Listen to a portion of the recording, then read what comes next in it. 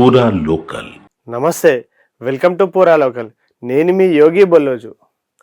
తల్లిదండ్రుల నుంచి ఆస్తి తీసుకుంటాం కానీ వాళ్ళని పట్టించుకోము అని అంటారా? అయితే మిమ్మల్ని సుప్రీంకోర్టు ఊరికే వదిలిపెట్టదు. మీకు ఖచ్చితంగా మొట్టికాయలు వేసి మీరు తల్లిదండ్రుల నుంచి తీసుకున్న ఆస్తిని తిరిగి వాళ్ళకే ఇచ్చేస్తుంది. జాగ్రత్త. దానికి సంబంధించిన వార్త ఒకటి వచ్చింది, అదేంటో చూద్దాం.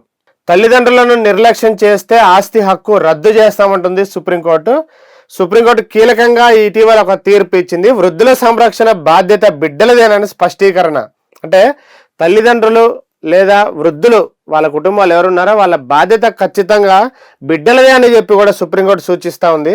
జన్మనిచ్చిన తల్లిదండ్రుల సంరక్షణ పోషణ బాధ్యత వారి కుమారులు కుమార్తెలదే, అంటే కొడుకులు కూతురులదే అని కూడా సుప్రీంకోర్టు స్పష్టం చేసింది. ఆ బాధ్యతను విస్మరించిన వారికి కన్నవారి ఆస్తిని పొందే హక్కు లేదని కూడా తేల్చి చెప్పింది. వృద్ధాప్యంలో అమ్మ నాన్నల బాగోగులన్నీ చూసుకుంటానని హామీనిచ్చి వారి నుంచి ఆస్తి పొందిన ఒక కుమారుడు మాట తప్పడంతో కన్నతల్లి న్యాయస్థానాన్ని ఆశ్రయించింది.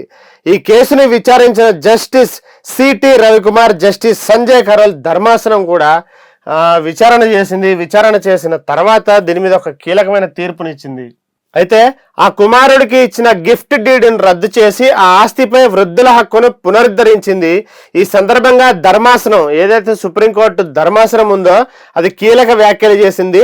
బిడ్డల నిరాదరణకు గురయ్యే తల్లిదండ్రులకు 2007వ సంవత్సరంలోనే ఆనాటి ప్రభుత్వం ఒక చట్టం తీసుకొచ్చింది. అది తల్లిదండ్రుల వృద్ధుల సంరక్షణ పోషణ చట్టంగా ఉందని, అది ఈ వృద్ధులందరికీ కూడా అండగా నిలుస్తుందని సుప్రీంకోర్టు పేర్కొంది. ఈ చట్టం ప్రకారం ఏర్పాటైన ట్రిబ్యునల్లు కన్నవారిని పట్టించుకొని బిడ్డల విషయంలో సత్వర విచారణ జరుపుతాయని కూడా తెలియజేసింది. ఇలాంటి వివాదాల్లో తల్లిదండ్రులు తమ పిల్లలకు బదిలీ చేసిన ఆస్తిపై యాజమాన్య హక్కులను తిరిగి కూడా పొందే అవకాశం ఉంది అని చెప్పి ఈ చట్టం చెప్తా ఉంది. అదే యాజమాన్య హక్కులు కూడా తిరిగి బాధితులకే దక్కేలా ఆదేశించే అధికారం కూడా ఆ ట్రిబ్యునల్కి ఉందని కూడా స్పష్టం చేసింది.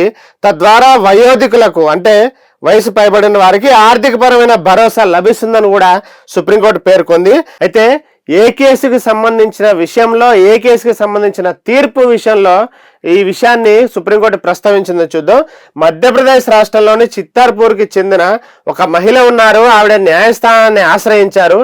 ఎందుకు అనంటే వారి కుమారులు ఆవిడ దగ్గర నుంచి ఆస్తిని గిఫ్ట్ డీడ్ రూపంలో తీసుకొని, మిమ్మల్ని నేను జాగ్రత్తగా చూసుకుంటాను, మీ ఆలన పాలన, మీ పోషణ, మీ వైద్య ఖర్చులన్నీ కూడా నేనే భరిస్తాను అని చెప్పి తల్లిదండ్రుల నుంచి గిఫ్ట్ డీడ్ రూపంలో ఆస్తిని తీసుకున్న కుమారుడు వాళ్ళ ఆలనా పాలన చూసుకోకపోగా మిగిలిన ఆస్తిని కూడా నాకే ఇవ్వమంటూ ఇబ్బంది పెడుతున్న క్రమంలో ఈ మహిళ న్యాయస్థానానికి వెళ్ళింది. న్యాయస్థానానికి వెళ్ళిన తర్వాత ప్రేమ ఆప్యాయతలు కనుమరుగైన పరిస్థితిలో ఆ గిఫ్ట్ డీడ్ని రద్దు చేసి ఆస్తిపై మళ్ళీ తమకే హక్కును పునరుద్ధరించాలని చెప్పి ఆ వృద్ధ మహిళ వేడుకుంది. దీనిపై విచారణ జరిపిన సబ్ డివిజనల్ మ్యాజిస్ట్రేటు ఈ గిఫ్ట్ డీడ్ని రద్దు చేసి వయోధికుల ఆస్తి హక్కును పునరుద్ధరించింది. అయితే దీన్ని ఛాలెంజ్ చేస్తూ ఆమె కుమారుడు హైకోర్టుకి వెళ్ళారు. అయితే హైకోర్టు ఏకసభ్య ధర్మాసనం, అంటే సింగిల్ బెంచ్ ధర్మాసనం ఏదైతే ఉందో ఆ కింది కోర్టు ఇచ్చినటువంటి తీర్పును సమర్థించింది. ఆ తర్వాత దాన్ని హైకోర్టు డివిజన్ బెంచ్కి అప్పీల్ చేసుకున్నప్పుడు ఆ డివిజన్ బెంచ్ ఆ తీర్పుని, అంటే కింది court sub divisional magistrate court ఇచ్చినటువంటి ఆ తీర్పుని కొట్టేసింది. ఆ తర్వాత ఆ బాధిత మహిళ సుప్రీంకోర్టుని ఆశ్రయించగా ఆ వృద్ధ దంపతుల యొక్క హక్కులను సుప్రీంకోర్టు పునరుద్ధరించి కుమారుడికి ఇచ్చిన గిఫ్ట్ డీడ్ని కూడా పూర్తిగా రద్దు చేసింది. ఫిబ్రవరి నెలాఖరులోగా ఈ వృద్ధ దంపతులకు ఆస్తిని అప్పగించాలని చెప్పి కూడా సుప్రీంకోర్టు ఘాటుగా వ్యాఖ్యలు చెప్పింది. దీనికి సంబంధించి ఏంటంటే తల్లిదండ్రుల దగ్గర నుంచి మేము ఆస్తి తీసుకుంటాము కానీ వాళ్ళ ఆలనా పాలన చూసుకోము, వాళ్ళని పోషించము అని విర్రవీగేటువంటి కుమారులకు కుమార్తెలకు కూడా ఒక గట్టి బుద్ధి చెప్పింది ఈ తీర్పుతో అని చెప్పొచ్చు. ఇవి ఇప్పటివరకు అప్డేట్స్. మిగతా అప్డేట్స్ కోసం చూస్తూనే ఉండండి పూరా లోకల్.